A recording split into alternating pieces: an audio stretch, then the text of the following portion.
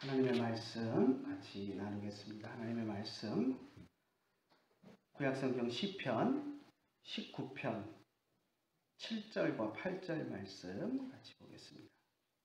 같이 한 목소리로 같이 읽겠습니다. 여호와의 율법은 완전하여 영혼을 소성시키며 여호와의 증거는 확실하여 우둔한 자를 지혜롭게 하며 여호와의 교훈은 정직하여 마음을 기쁘게 하고 여호와의 계명은 순결하여 눈을 밝게 하시는도다. 아멘.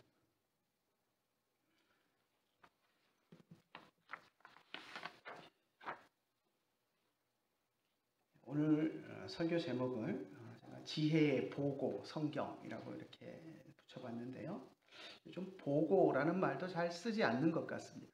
보고 그러면 아마 보고서 내는 거, 리포트 이런 걸 보통 많이 생각을 할 것 같아요. 근데 예전에는 지혜의 보고라고 하면 보물창고, 보물이 가득 들어있는 그런 장소로서의 보고라는 표현들을 예전에는 많이 썼었는데 요즘 청소년들에게 이야기하면 잘 못 알아듣는 단어가 되지 않았나 싶습니다. 아무튼 성경은 무궁무진한 보물이 들어있는 것이고 또 그 안에서 우리가 귀한 하나님이 주시는 지혜를 발견할 수 있는 책이다라는 의미로 지혜의 보고라는 제목을 붙여봤습니다. 그런데 사람들은 그 성경을 들고 지혜의 보고가 되는 성경을 들고 성경을 읽기 전에 많은 고민들을 합니다. 내가 이 성경을 읽고 이해할 수 있을까 하는 두려움을 갖게 됩니다. 실제로 많은 사람들이 성경을 읽으면서 성경은 전반적으로 이해하기 어렵다라고 느낍니다. 아마 여러분들도 성경을 읽으면서 성경은 어렵다 이렇게 느끼시는 분들이 많이 있을 것입니다.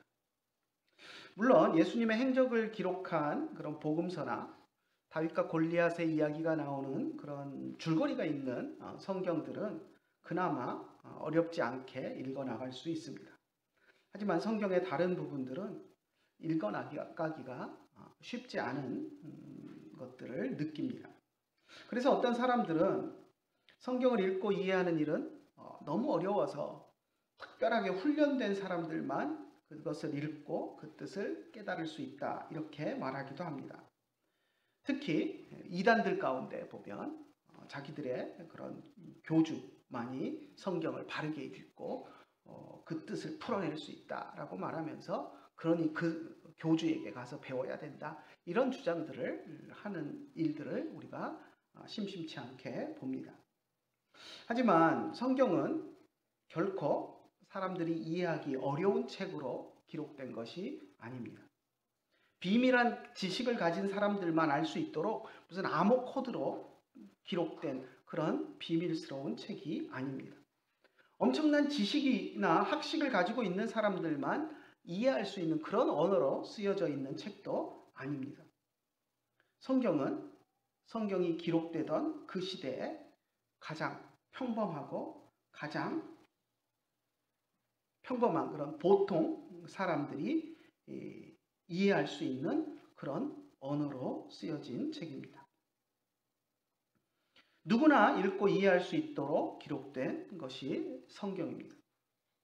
또 성경은 그렇다고 또 조용한 도서실에서 어떤 방해도 없이 성경에만 집중해서 읽어야 보통 사람이 이해할 수 있는 그런 책도 아닙니다.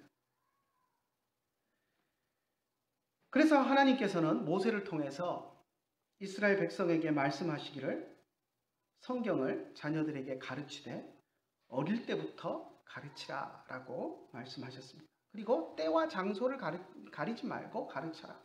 길에 있다고 시끄러운 길에서 무슨 성경을 가르쳐. 조용한 곳에서 강당에서 조용하게 가르쳐야지. 무슨 길에서 돗대기 시장 같은 데서 왜 성경을 가르쳐라고 이야기하지 않았습니다. 오히려 때와 장소를 가리지 말고 성경을 읽고 가르쳐라라고 말씀을 하셨습니다. 한번 볼까요? 신명기 6장 6절에서 7절 말씀을 한번 같이 보겠습니다. 오늘 내가 내게 명하는 이 말씀을 너는 마음에 새기고 내 자녀에게 부지런히 가르치며 집에 앉았을 때든지 길을 갈 때든지 누워 있을 때든지 일어날 때든지 이 말씀을 강론할 것이며 어린 자녀가 성경을 도저히 어리니까 너는 이해할 수 없다라고 한다면 하나님이 어린 자녀에게 성경을 강론해라 말씀하지 않으셨을 것입니다. 또 집중해서 어떤 정말 도서관 같은 강의실 같은 집중된 장소에서 조용한 가운데 성경을 낭독해야 또 가르쳐야 그것을 이해할 수 있다 그러면 집에 앉았을 때든지 길을 갈 때든지 누워 있을 때든지 일어날 때든지 성경을 강론해라 이렇게 말씀하지 않았을 것입니다. 정자세로 앉아서 조용하게 귀를 집중해서 듣는 사람들에게만 강론해라 이렇게 말씀하셨을 텐데 그게 아니라 길을 갈 때도 길 가는 사람들이 온 주변에 여러 가지를 신경 쓰면서 걸어갈 때도 하나님의 말씀을 강론하고 잠자려고 누워 있을 때도 강론하고 그러면 잠자기 전에 잠에 들기 전에 또 들으면서 하나님의 말씀을 깨달을 수 있다. 언제든지 시대와 장소를 가리지 말고 하나님의 말씀을 강론하면 그 하나님의 말씀이 사람들의 마음속에 심기우고 이해되고 깨달아지게 될 것을 이야기를 하셨습니다.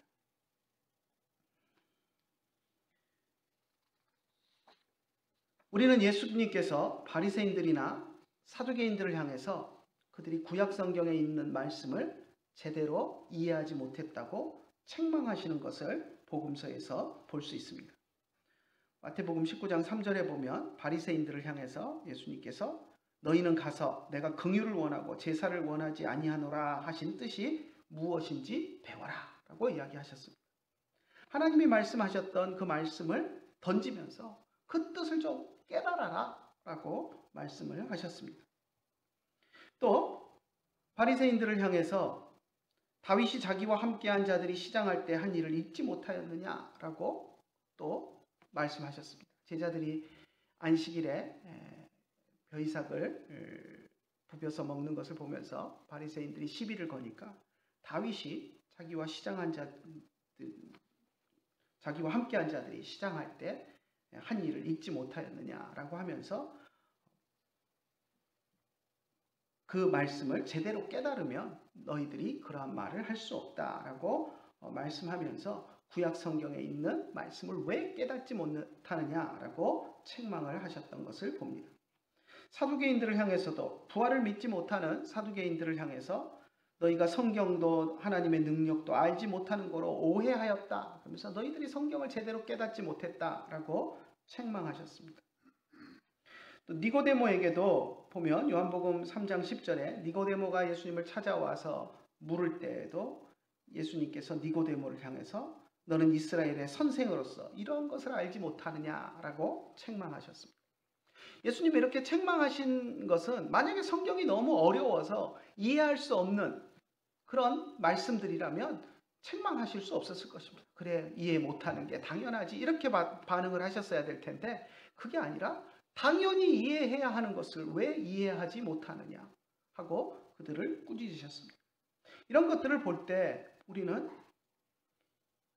성경은 쉽게 깨달을 수 있고 누구든 관심을 가지고 성경을 읽으면 이해할 수 있는 말씀으로 기록되었다라는 것을 우리는 알 수 있습니다. 예수님이 부활하신 후에 엠마오로 가는 두 제자에게 나타나셨던 사건도 또 우리는 성경에서 볼 수 있습니다. 복음서 마지막에 보면 엠마오로 가는 제자들 누가복음에 나오죠. 엠마오로 가는 제자들에게 예수님이 나타나셔서 그들이 예수님의 부활에 대한 소문을 듣고 그걸 믿지 못하고 방황하고 있을 때 예수님께서 그들에게 나타나셔서 구약 성경의 이야기들을 쭉 펼치시면서 성경에 분명히 메시아가 죽었다가 살아날 것을 예언하고 있는데 너희들이 왜 그것을 믿지 못하느냐라고 책망하셨던 그런 모습을 보게 됩니다. 성경이 어려운 책이 아니라 누구든지 이해하고 깨달을 수 있는 책인데 그것을 깨닫지 못했기 때문에 예수님께서는 제자들을 책망하셨습니다. 예수님께서 이렇게 바리새인들, 사두개인들, 유대인의 관원이고 선생이었던 니고데모, 또 엠마오로 가는 제자들에게 이렇게 말씀하신 것들을 통해서 우리는 성경에 기록된 것은 누구라도 관심을 가지고 읽으면 깨달을 수 있는 말씀이구나라는 것을 우리는 분명히 이해할 수 있습니다. 사도 바울도 성경을 기록하면서 신약 성경의 대부분을 사도 바울이 기록을 했는데요. 신약 성경을 기록하면서 자신의 글을 읽는 사람들, 또 자신의 글이 교회에서 낭독될 때 그 글이 낭독되는 것을 듣는 사람들을 향해서 누구든 바울 자신의 글을 읽거나 또 낭독되는 것을 듣는 사람은 충분히 자신의 글의 내용을 이해할 수 있다라고 생각했습니다. 골로새서 4장 16절을 한번 볼까요? 이 편지를 너희에게서 읽은 후에 라오디게아인의 교회에도 읽게 하고 또 라오디게아로부터 오는 편지를 너희도 읽으라.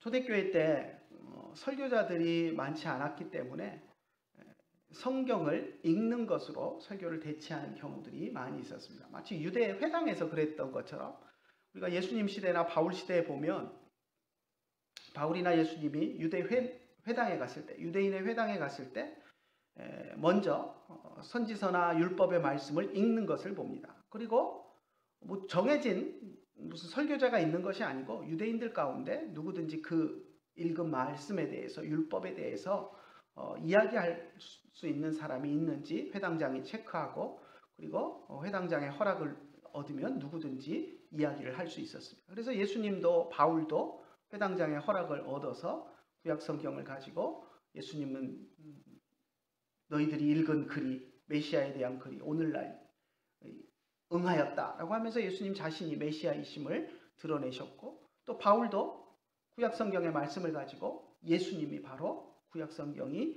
이야기한 메시아다라는 것들을 이야기했던 것들을 우리가 볼 수 있습니다. 마찬가지로 초대교회 때 교회도 설교자들이 목사들이 많지 않았기 때문에 교회 안에서 장로들이 마치 회당, 유대 회당의 회당장처럼 성도들이 모였을 때 어떤 말씀을 읽을 것인가, 또 설교할 수 있는 순회 설교가가 있으면 설교를 맡기기도 하지만 그러지 않을 때에는 구약의 말씀을 읽기도 하고 또 사도들이 보내온 편지를 읽기도 했습니다. 그래서 교회 앞에서 편지들이 낭독되어졌고요. 또 읽는 사람도 있지만 또 낭독되는 것을 듣는 사람도, 대부분의 청중들은 그렇게 듣기만 했습니다. 바울은 골로새 교회 성도들을 향해서 골로새서를 쓰면서 이 편지를 너희가 읽어라. 예배 시간에 읽고 청중들은 듣고, 너희가 이것을 읽은 후에는 라오디게아 교회에도 보내라 라고 이야기합니다. 너희 다 읽고 나서 라오디게아의 교회도 보내라. 물론 골로새서가 골로새 교회에 보내는 편지지만 그렇다고 골로새 교회만 이해할 수 있는 내용으로 바울이 쓴 것이 아니고 라오디게아 교회 성도들도 읽어도 충분히 다 이해할 수 있는 내용이다. 그러니 너희가 다 읽은 후에 라오디게아 교회에도 보내라. 그리고 또 라오디게아 교회에서 또 읽고 나서 보내오는 편지도 너희가 읽어라.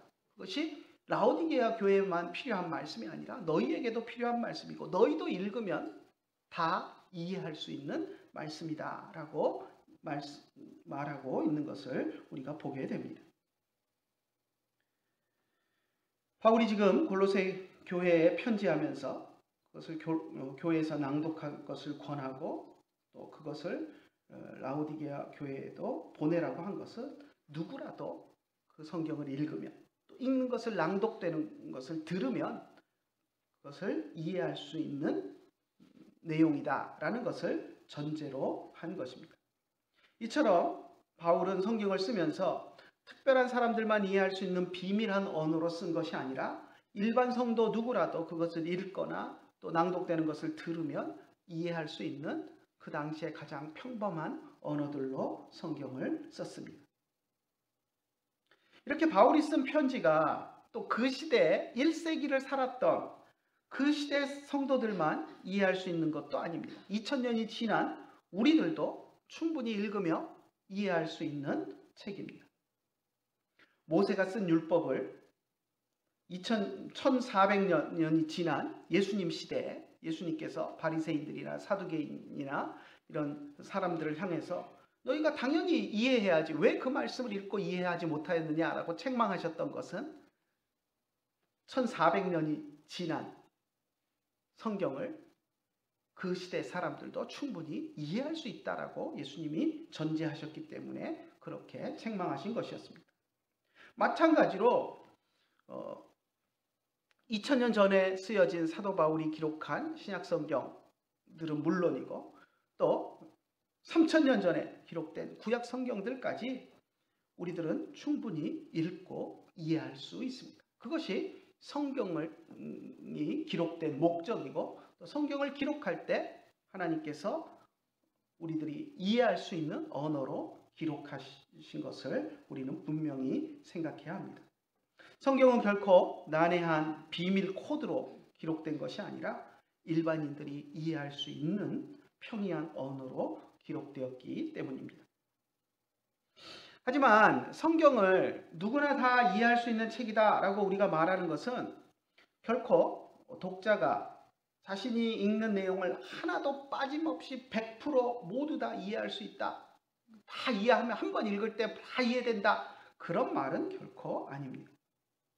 성경을 통해서 하나님께서 우리에게 전달하고자 하는 핵심 내용, 즉 우리가 죄인이라는 사실, 또 그 죄 속에서 우리가 구원받기 위해서는 예수 그리스도가 필요하다는 것을 누구나 오해하지 않고 그 내용을 깨달을 수 있다라는 것이 성경의 핵심입니다. 물론 각 사람의 가진 지식, 논리적인 능력, 이해력, 어휘력, 삶의 여러 가지 경험의 유무 이런 것에 따라서 성경 말씀이 이해되는 깊이와 폭은 분명히 다릅니다. 하지만 하나님께서 우리에게 성경을 통해서 꼭 깨달을 수 있도록 하시는 그 말씀은 누구라도 가장 무지한 사람이라도 성경을 읽으며 또 성경을 들으며 이해할 수 있다라는 것을 성경은 우리에게 분명히 가르치고 있습니다. 이것이 성경이 가지는 명료성입니다.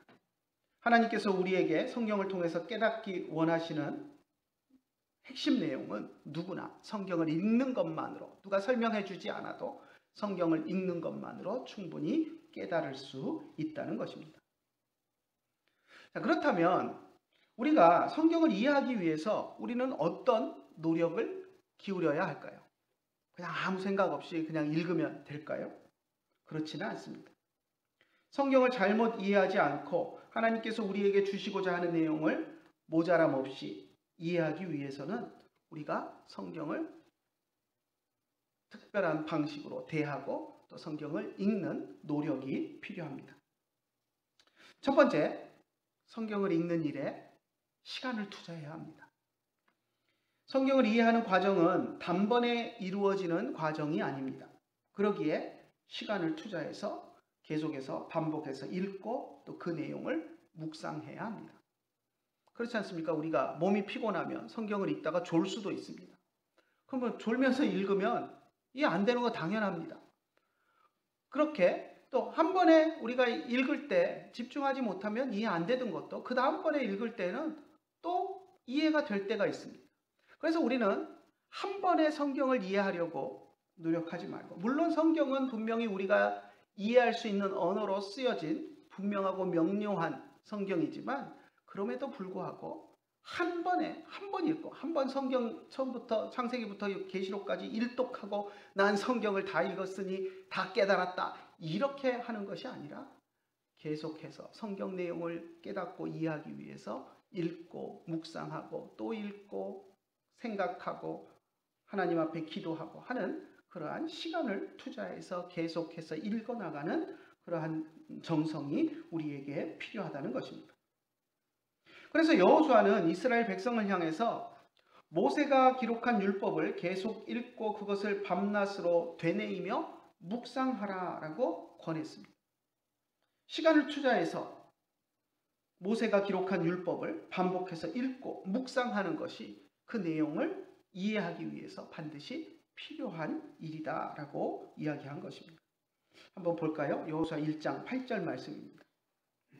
이 율법책을 내 입에서 떠나지 말게 하며 주야로 그것을 묵상하여 그 안에 기록된 대로 다 지켜 행하라.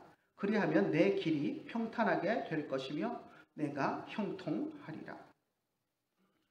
사실 이 시대에 성경이, 우리는 지금 우리 손에 성경들이 다 들려 있고 집에 가면 또 있고 뭐 집에 가면 책꽂이에 여러 권의 성경책들을 우리가 가지고 있지만, 이 시대에는 누가 개인이 성경을 소장할 수가 있는 그런 시대가 아닙니다. 이렇게 한 손에 들릴 만큼 이런 인쇄술이 발달한 것도 아니고, 그 당시에는 다 파피루스에다가 손으로 기록하고 양피지 만들어서 거기다 기록해서 둘둘 말아가지고 엄청난 분량의 그런 책이기 때문에 누가 개인이 소장할 수도 없고 그런 시대입니다.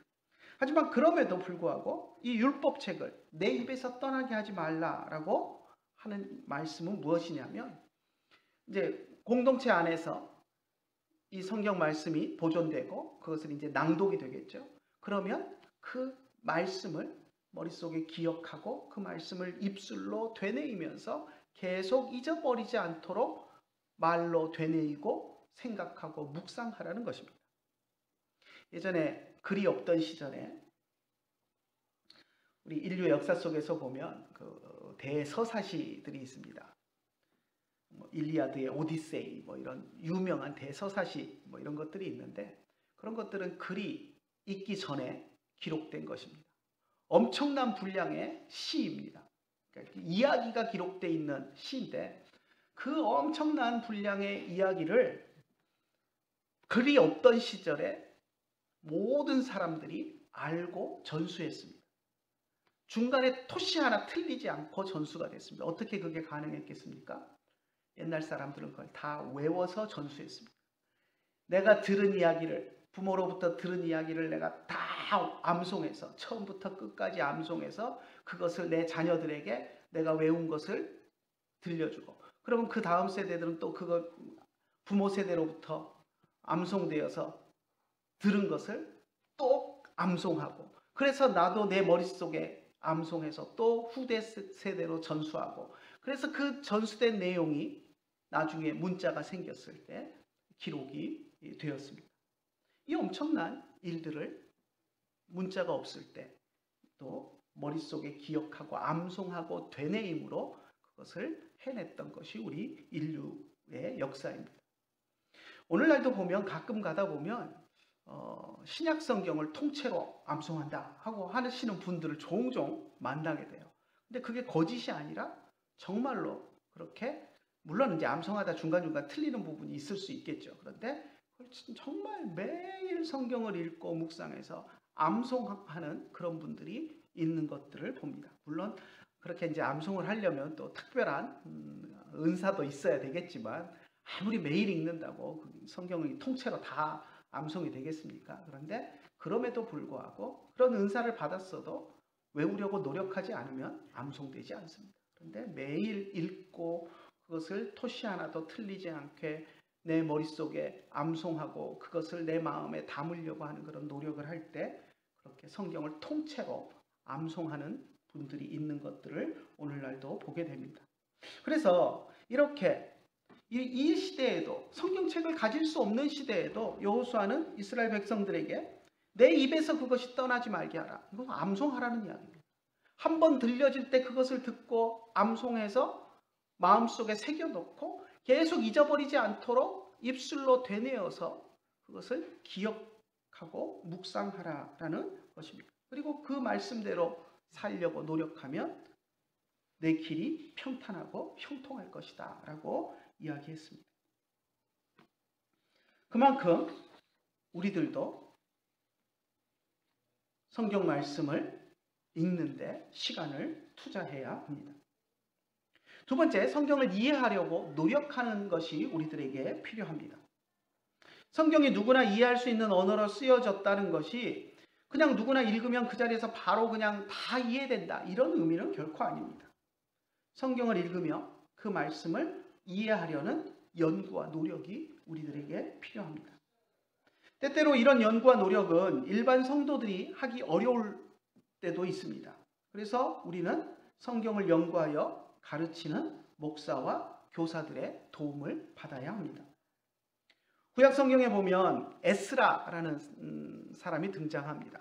에스라는 선지자라고 부르지도 않고 보통 학사 에스라 이렇게 부르는데요. 학자입니다. 학자. 율법을 연구하는 어떻게 보면 랍비에 해당하는 그런 사람인데요. 학자인데 서기관이라고 하는 거 더 맞겠네요. 히브리어로는 서기관으로 기록되어 있습니다. 율법을 연구하여서 그 내용을 이스라엘 백성들에게 잘 전달하려고 노력하는 학자였습니다.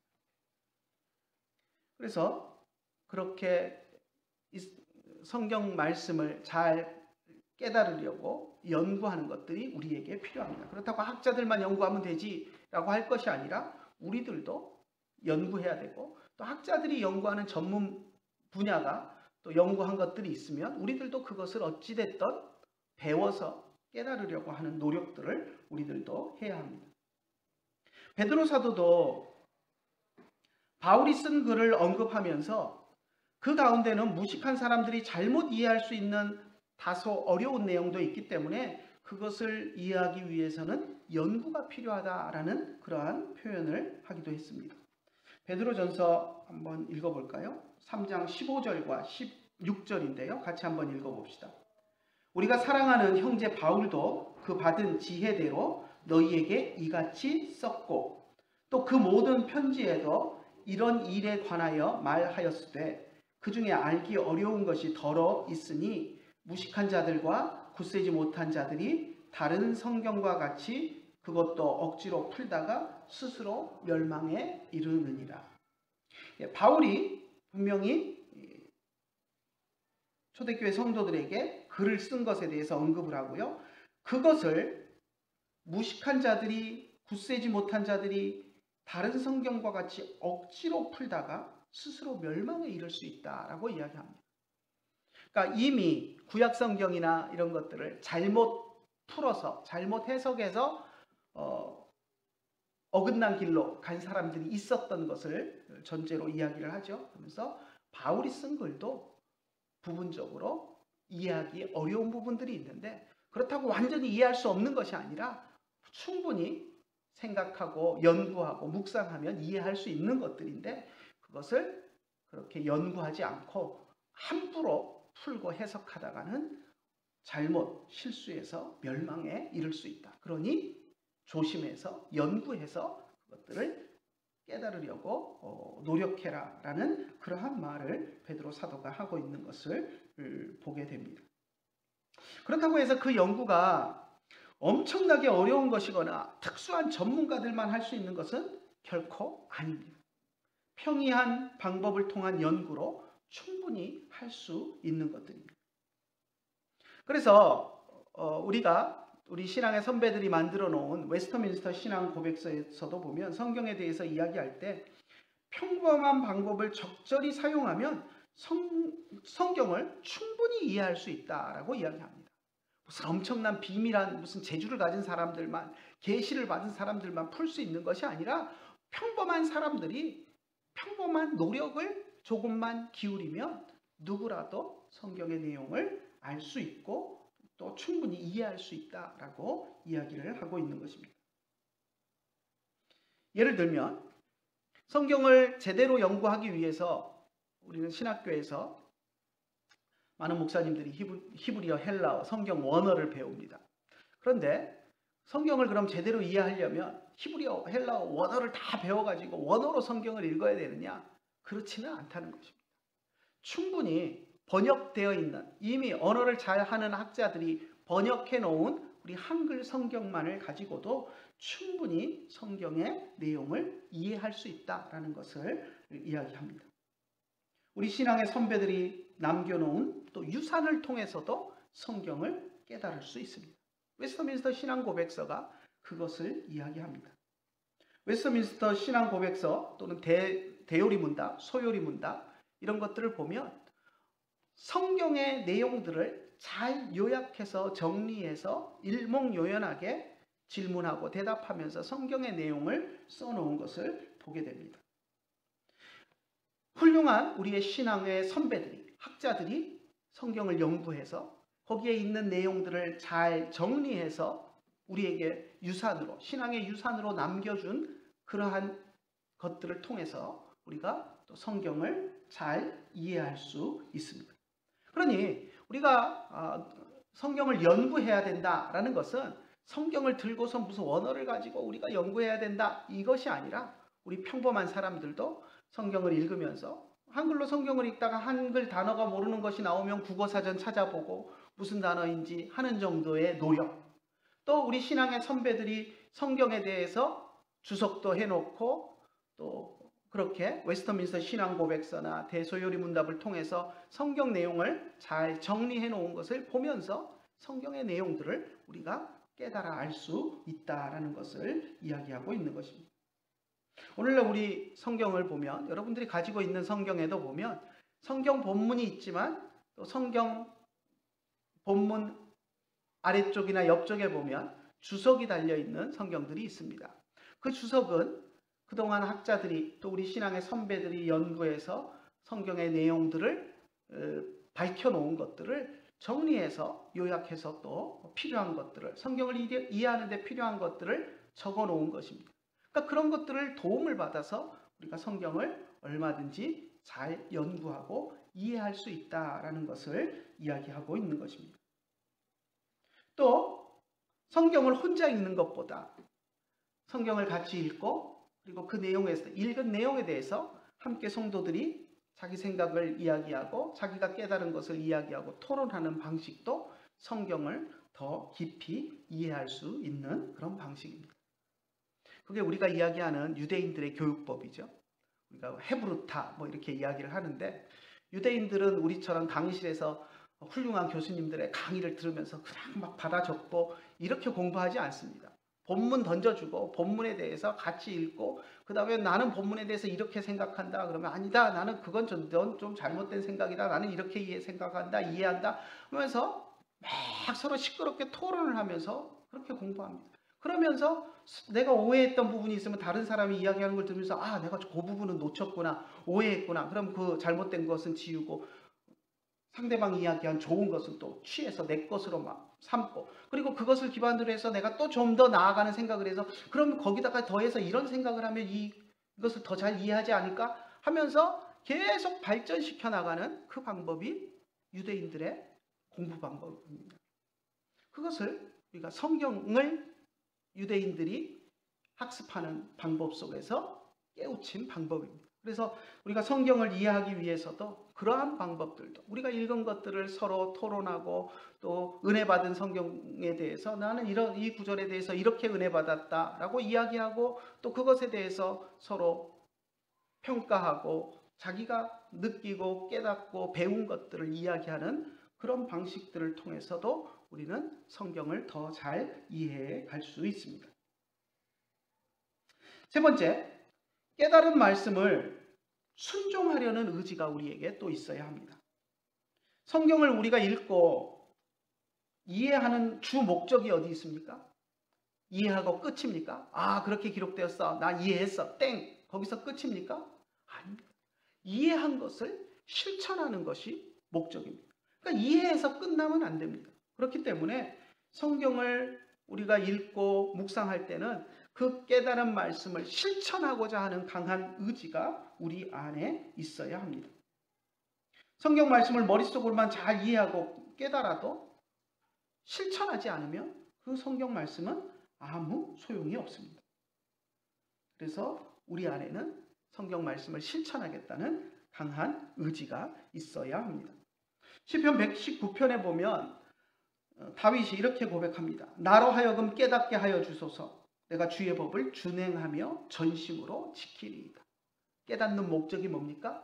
깨달은 말씀을 열심히 내가 실천하며 살겠습니다 하는 것이 목적입니다. 그래서 다윗이 주의 말씀을 내가 깨닫게 해주십시오. 그러면 내가 깨달은 말씀을 붙들고 그것을 전심으로 지키며 살아가겠습니다 라고 이야기했습니다.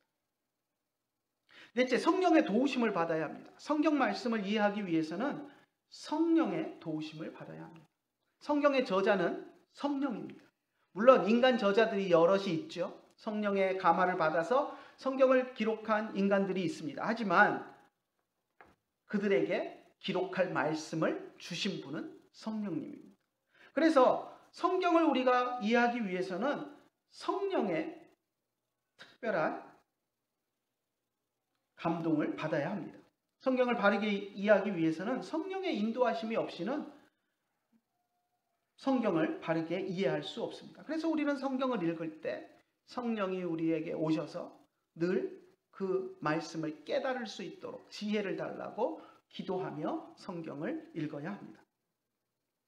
다섯 번째, 우리의 연약함과 불완전함을 인정해야 합니다. 성경을 읽으면서 성경은 충분하게 이해할 수 있을 만큼 명료하지만 누구라도 이해할 수 있도록 쓰여졌지만 그럼에도 불구하고 우리의 무지함과 우리의 무능력함으로 인해서 오해될 수 있다는 것을 우리는 인정해야 합니다. 누구든지 성경을 읽으면서 100% 나는 성경 다 이해했어 하고 이야기할 수 있는 사람은 아무도 없습니다. 그래서 우리는 항상 말씀 앞에 겸손해야 되고 또 다른 사람이 나와 다른 생각을 가지고 성경 말씀을 이야기하는 것을 보면 그것을 겸손하게 듣고 그 속에 또 내가 이해하지 못했던 내용이 있는지 또 바르게 성경을 이해하는 도움될 것이 있는지를 살펴보고 생각하고 그런 것이 있다면 수용해서 내가 성경을 이해하는 폭을 넓혀 가야 합니다. 여섯 번째, 성경 말씀은 무한한 지식의 보고다라는 것을 인정해야 합니다. 내가 다 이해한 것 같아도 그 안에는 또 다른 깨달음이 들어 있습니다. 어떤 성경학자가 이런 이야기를 한 적이 있습니다. 베드로 전서에 대해서 이제 주석을 쓴 분인데요. 베드로 전서의 9절이 105절이랍니다. 저는 안 써봐서 모르겠는데 이분 얘기에 의하면 105절이랍니다. 그러니까 길지 않은 거죠. 성경 구절 105개의 성경 구절로 되어 있는 베드로 전서인데 그것을 1년이면 충분히 주석이 가능하다라고 생각을 했답니다. 우리가 생각하면 105절 그거 1년까지 갈 게 있나 싶겠지만 학자들은 이제 세밀하게 모든 것을 다 살펴서 이제 연구를 해서 그것에 대해서 주석을 쓰려면 1년 정도는 투자해야 되겠구나라고 생각을 했답니다. 그리고 1년 동안 열심히 연구해서 주석을 다 써서 출판을 했답니다. 그러면 한번 생각해 보십시오. 105절밖에 안 되는 거 1년 동안 연구해서 두꺼운 주석책을 썼으면 그 다음에 새로운 게 더 나올 게 있겠습니까? 그런데 그 학자가 책을 출판해 놓고 나서 책이 나온 지 얼마 안 돼서 다시 보는데 이걸 또 하나님이 깨닫게 하시는구나. 새로운 깨달음을 또 받고 자기가 썼던 것에 전혀 없는 새로운 깨달음을 또 얻었다는 것. 그러니까 그런 학자도 그럴진데 우리가 성경을 읽으면서 깨달은 것, 이거 나 깨달았으니 끝. 이럴 수는 없다는 거예요. 읽으면 읽을수록 무한한 보고의 말씀이 나를 새롭게 하고 나를 깨닫게 하는 그런 능력이 성경 말씀 안에 있다라는 것을 생각하고 우리는 하나님의 말씀 앞에 겸손해야 합니다. 일곱째, 성경에 대한 연구는 평생 진행되어야 하는 작업입니다. 신학교에서 목사님이 될 신학생들에게 늘 하는 말이 있습니다. 신학교 졸업했다고 성경 연구가 끝나서는 안 됩니다. 라는 말을 자주 합니다. 한평생 목회하는 동안 늘 공부해야 되고 공부한 것들을 정리해서 성도들에게 가르쳐야 된다라는 것을 이야기합니다. 끊임없이 성경을 배워야 한다. 근데 이 말은 신학생들에게, 목사들에게만 해당되는 말이 아닙니다. 우리 성도들도 한평생 죽을 때까지 성경을 읽고 묵상하고 성경 속에서 하나님의 말씀을 듣고 배우며 살아가려는 자세를 가져야 합니다. 이렇게 우리가 성경을 연구하는 이유는 우리가 구원받고 그리스도인으로서 살아가는 데 필요한 모든 지식이 성경 안에 있고 성경이 그것을 우리에게 제공해 주기 때문입니다. 우리는 성경 한 권으로 충분합니다. 우리 신앙생활을 하는데 물론 성경에 대해서 써준 그런 신앙 도서들이 도움이 될 수는 있겠죠. 하지만 그것이 절대적이지 않습니다. 그런 책들 없어도 아무 상관없습니다. 성경 한 권만 있으면 우리에게 충분합니다. 우리의 구원을 위해서 또 우리가 그리스도인으로 살아가는 데 필요한 지식은 성경 안에 다 들어있기 때문에 성경 외에 다른 지식이 필요하지 않습니다. 근데 많은 이단들이 성경 외에 다른 자기들 교주들이 쓴 책들을 꼭 필요한 책이라고 이야기를 합니다. 몰몬교에서는 몰몬경이 있어야 된다라고 이야기하고 여러 가지 그런 자기들만의 그런 책들을 이야기를 합니다. 하지만 필요 없습니다. 성경 한 권만으로 충분하다라는 것을 성경이 우리들에게 이야기해 주고 있습니다. 오늘 우리가 읽었던 본문 시편 19편 7절에서 8절을 보면 다윗이 성경 말씀을 대하면서 성경 말씀은 그 자체로 완전하여 누구라도 그것을 읽는 사람이 성경 말씀의 내용을 깨닫고 그 효과를 누릴 수 있다라는 것을 이야기합니다. 다시 한번 읽어볼까요? 여호와의 율법은 완전하여 영혼을 소성시키며 여호와의 증거는 확실하여 우둔한 자를 새롭게 하며 여호와의 교훈은 정직하여 마음을 기쁘게 하고 여호와의 계명은 순결하여 눈을 밝게 하도다. 다윗이 말하는 성경을 읽는 사람에게 나타나는 효과를 보면 첫 번째, 영혼을 소성시킨다라고 이야기합니다. 우리의 영혼이 살아난다는 겁니다. 우리의 영혼에 새 생명을 불어넣는 능력이 성경 말씀에 있습니다. 그것을 다윗이 이야기했습니다. 두 번째 보면 성경 말씀은 우리를 지혜롭게 한다. 맨 마지막에서 이야기하는데요. 우둔한 자를 지혜롭게 한다라고 이야기합니다. 어리석고 둔한 사람들이지만 성경을 읽고 하나님의 말씀에 귀 기울이면 성경이 우리를 지혜롭게 만든다는 겁니다. 그래서 우둔하지만 하나님의 말씀을 깨달을 수 있는 지혜가 우리 안에 성경을 읽을 때 생겨난다라는 것을 이야기합니다. 셋째, 성경 말씀은 우리의 마음에 기쁨을 준다라고 이야기합니다. 8절에서 이야기를 했죠. 여호와의 교훈은 정직하여 마음을 기쁘게 한다. 우리를 기쁘게 하는 것이 성경 말씀입니다. 성경 말씀을 깨닫는 데서 오는 그 기쁨은 어떤 기쁨과도 비교할 수 없습니다. 그래서 정말 성경을 읽고 깨닫는 데서 오는 기쁨을 체험한 사람은 성경을 안 읽을 수가 없습니다. 그래서 날마다 그 기쁨 속에서 살아가는 것, 그것이 우리 그리스도인들이 누려야 하는 기쁨입니다. 네 번째, 성경 말씀을 깨달음으로 눈이 밝아집니다. 여호와의 계명은 순결하여 눈을 밝게 하시는 도다. 성경 말씀을 깨닫게 되면 우리의 눈을 덮고 있던 무지의 눈꺼풀이 벗겨집니다. 밝은 눈으로 하나님을 바라보게 되고 하나님이 우리에게 계획하신 놀라운 일들을 깨닫게 됩니다. 우리 인생에서 하나님이 우리를 어디로 인도하시는지 하나님의 계획을 또 발견하게 되고 우리의 인생을 통해서 하나님이 계획하셨던 일들을 이루어 가시는 것을 우리가 보게 됩니다. 그래서 우리의 삶이 기쁨의 삶이 되고 하나님의 인도하심을 받는 삶이다라는 것을 확신하며 살아가게 됩니다. 그렇지 않은 사람들은 인생을 살아가면서도 내가 왜 이 길을 가야 되는지 모르고 방황하며 갑니다. 하지만 성경을 읽고 눈이 밝아진 사람들은 하나님께서 나를 왜 이 길로 인도하시는지, 하나님께서 인도하시는 그 길 속에서 하나님의 뜻과 내 인생의 의미를 찾으면서 기쁨 가운데 살아가게 되는 것입니다. 하나님의 말씀인 성경을 사랑하는 여러분들이 되시기를 간절히 축원합니다. 날마다 말씀을 곁에 두고 읽고 묵상하는 여러분들이 되시기를 축원합니다. 성경 말씀을 깨닫고 여러분의 생명이 살아나는 역사를 체험하는 여러분들이 되시기를 간절히 축원합니다. 성경 말씀을 깨닫기 위해서 항상 연구하고 지혜를 얻는 여러분들이 되시기를 축원합니다. 하루하루의 삶 속에서 성경 말씀을 늘 새롭게 깨닫는 즐거움을 누리는 여러분들이 되시기를 간절히 축원합니다. 성경 말씀을 통해서 하나님이 하시는 일에 눈을 뜨고 하나님이 하시는 놀라운 일들을 보면서 그 속에서 작은 일이나마 하나님의 일에 동참하는 그 삶을 살고 또 그것으로 기쁨을 누리는 여러분들이 되시기를 간절히 축원합니다. 기도하겠습니다.